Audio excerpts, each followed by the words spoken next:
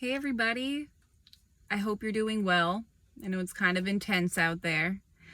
But I wanted to come on and talk about a concept that a lot of people, a phrase that a lot of people use, and that is like, make sure that your cup is overflowing before, and you take care of yourself before you go out and you exchange energy with the rest of the world, right?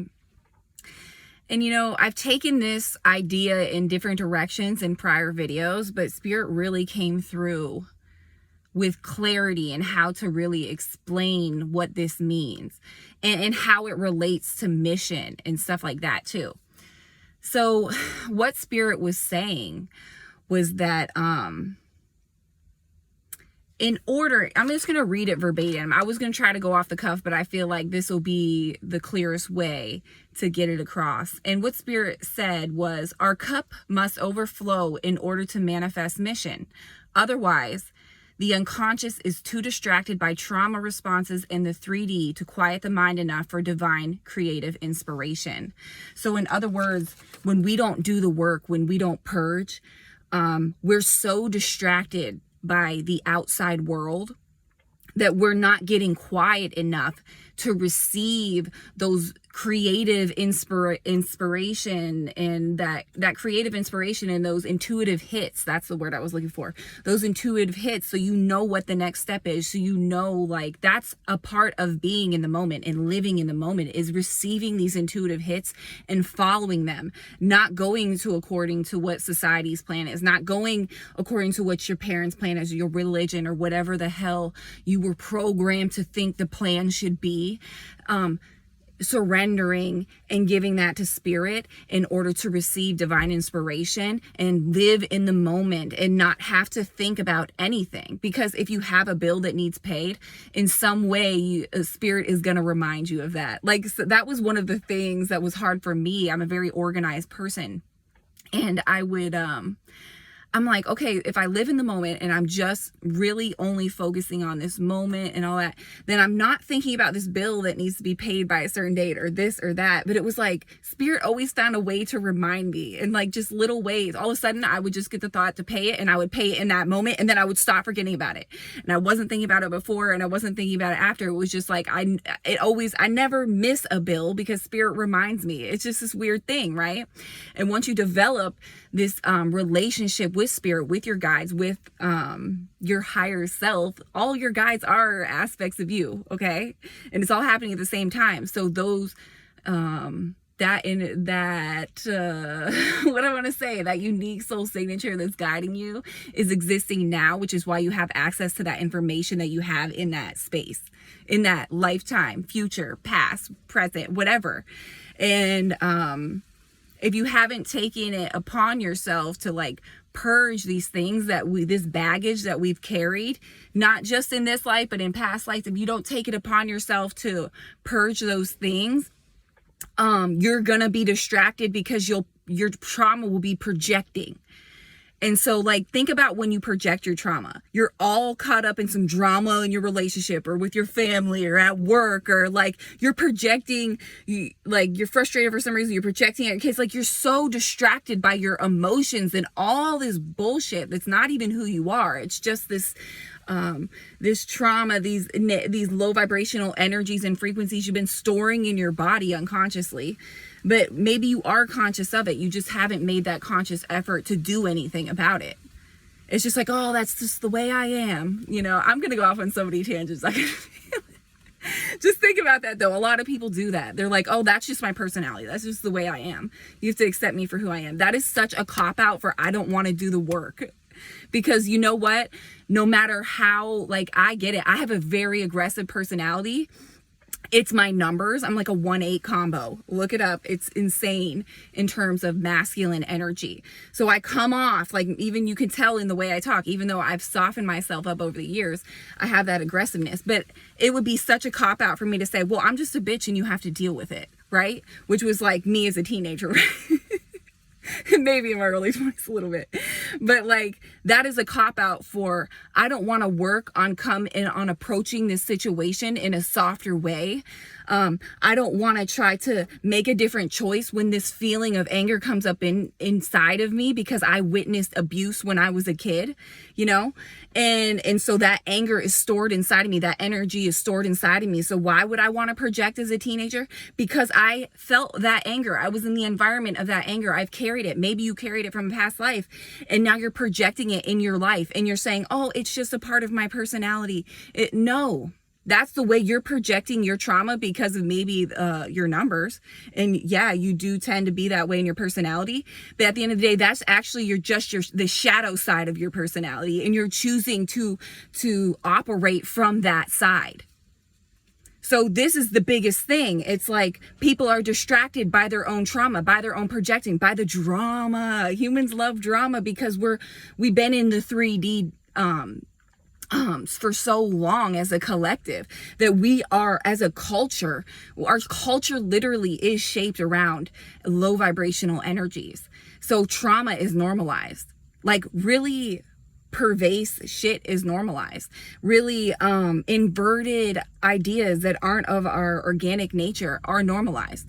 And then so we use that as an excuse to be a certain way. Or this is another example, like, I don't this totally goes off of filling your cup, but we need to talk about it. So another example is saying like, okay, so now like as a parent, say you have a child and nowadays everyone's like, oh, they have to like express their emotions. They have to, you know, do this. And I don't disagree with the fact that we need to create a space where kids feel like comfortable enough and loved enough to express how they feel. But somewhere in those waters, respect got lost. And now it's okay to be disrespectful.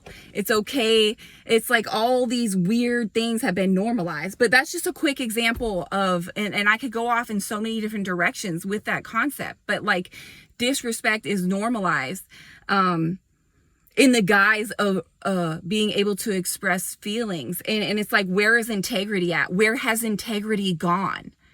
It's like it's always this victimhood mentality of like, it's always another person. And that's exactly where it comes back full circle to like, the reason your cup doesn't feel full, the reason that you aren't on your mission, all that is because most people don't take accountability in their life. Most people don't consciously see their shit. Their shit has been in their face their whole life. They've been projecting and their trauma and projecting all these emotions and living on the shadow side of who they are their entire life, that they can't even get to the point where they can take accountability. If you can't even consciously see your own shit and take accountability, there's no way that you're going to be able to change. It is so hot in my truck right now, even though I have the window open. And I want to get back on topic, but yeah, those little rants. So here it is. Spirit says, even if we force creation. So that is common today because of the whole hustle mentality. Really, it's a line and then you put in that work. And that work doesn't feel like work because it's divinely inspired and you're doing something you love to do. So there's a huge difference between the hustle mentality, which is forced creation, not intuitive and not divinely inspired, and divinely inspired creation. And that is when you're hustling, but it doesn't feel like a hustle because you love what you do and you wake up on fire. You don't even want to freaking go to sleep because you love what you do so much in life.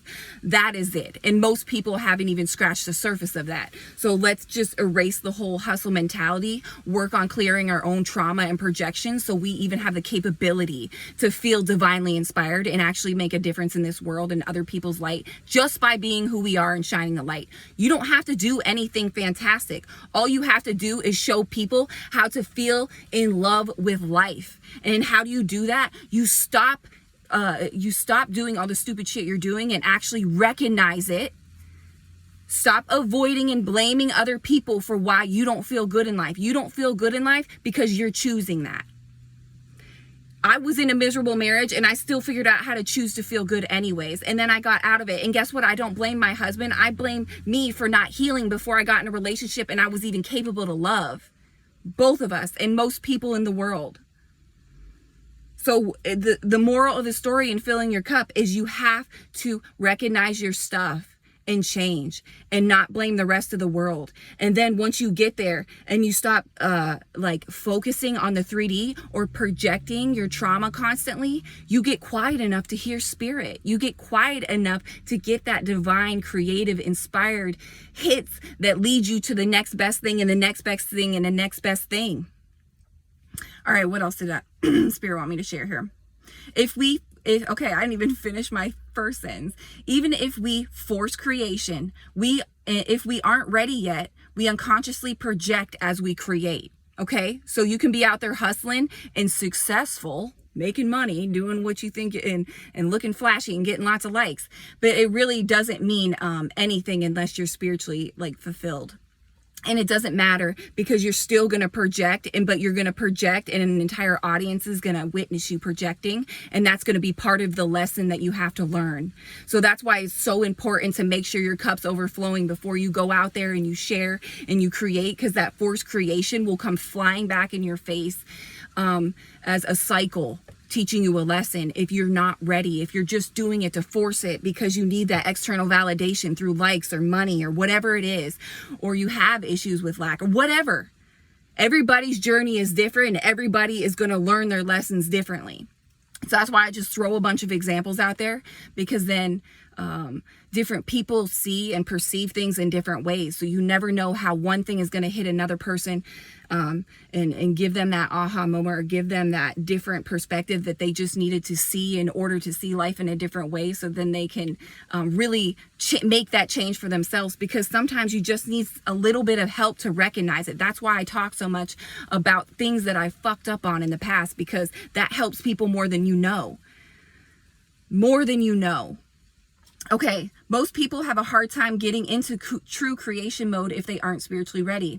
What does it mean to be spiritually ready? Via taking accountability for their shit and consciously making the effort to shift perspectives and projections into the highest available timelines, into things that are of the highest good of them and the highest good of all.